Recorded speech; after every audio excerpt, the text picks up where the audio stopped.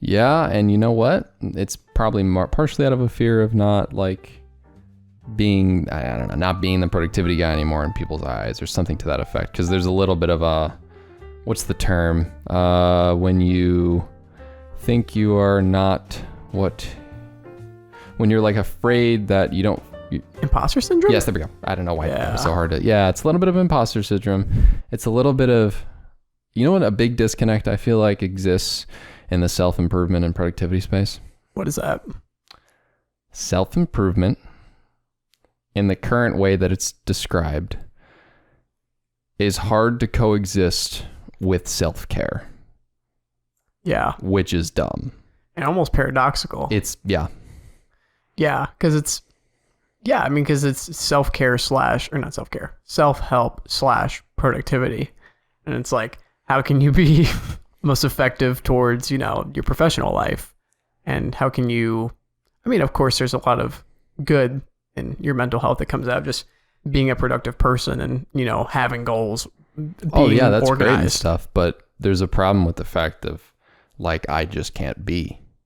Right. And not all the time. I'm just trying to make a point. So no, it's interesting. I don't think that's an intuition to juxtapose self-care and self-help, but they kind of do sit on opposite sides of the spectrum in my mind. Which is weird because they sound almost the same.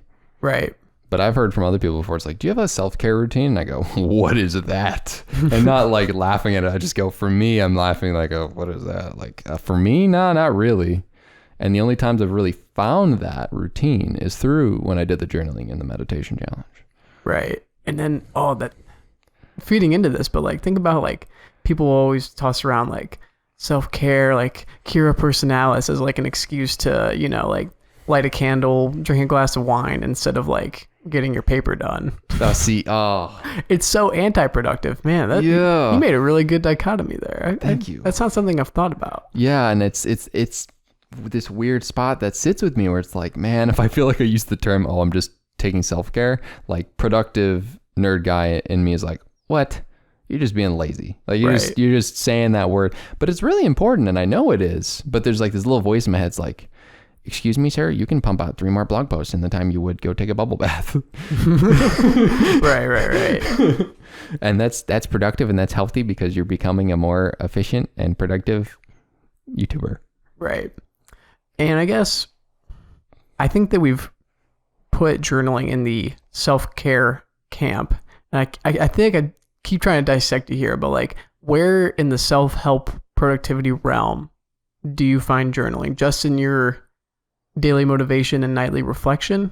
Like, or do you ever feel like you've had like those squirrel moments while journaling? Like you started, there was nothing big, and then like something huge. I've had them while journaling, but there's this thing, and maybe it's a problem with my system, which is sad that I'm analytically thinking about this because self-care in a lot of senses is a little more feeling than anything. But I have a structure for like work, right? Right. And this is probably a problem.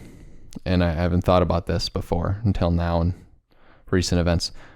But a problem probably is I have a color-coded system, and I have a system regarding each aspect of my life and what comes priority-wise. And I think it's good to have priorities. Right. But I fail when it comes to understanding the gray area. And understanding when the priority system should get thrown out the window for about 2 hours due to mental health or other person's feelings reasons. Right. I have work at the top. They're not work at the top. Technically school, because flunking would be worse than missing a YouTube video. So I have school at the top,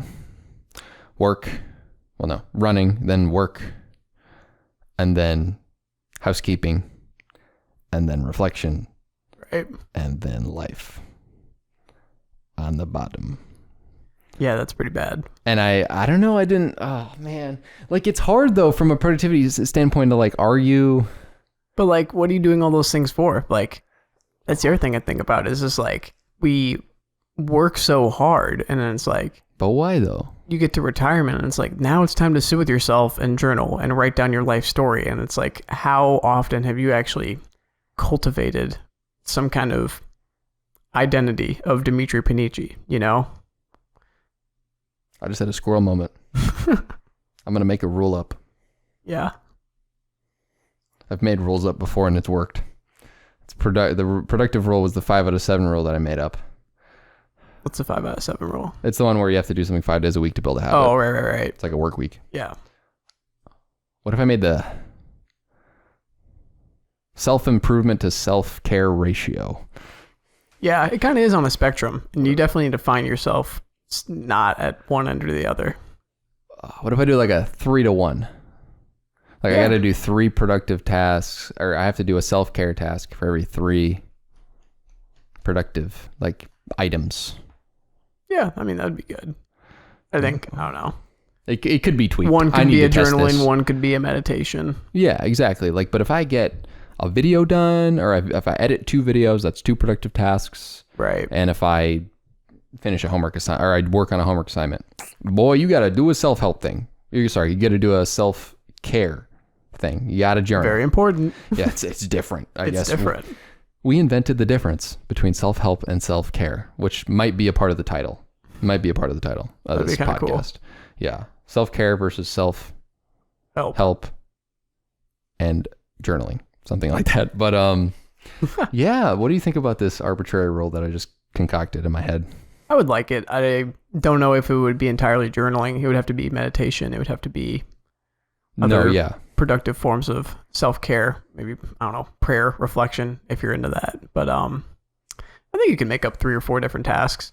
I was curious if you think, I mean, my big thing would be, not only is it like kind of a reward, or, some kind of way to balance yourself, but like, I wonder if you think that you were more productive when you were on your 30-day journaling challenge. Oh, that's a great question. And I feel like I can answer that question due to my calendar existing. Thanks, archives. Thanks, archives. And I'm going to click, I'm going to go back to, is this July/August of 2020? Because for me, I just feel like, I don't know, like getting to some of the importance of self-care is just like, I mean, if you're like, I always do running analogies, but if you're like running a bunch of repetitions, you got to take a rest. Like, you got to give your brain time to breathe. And like, if you do, you're going to work a lot harder. Like, even if you just sit there and take some deep breaths for a few minutes, you know? It's a good point. I feel like when I was meditating, I was much more productive. I'm not going to lie. I feel like that slow down effect was pretty good. Here's the meditation month. Dang, that's a lot of tasks. Okay, so that's the average task. Now let's go to now.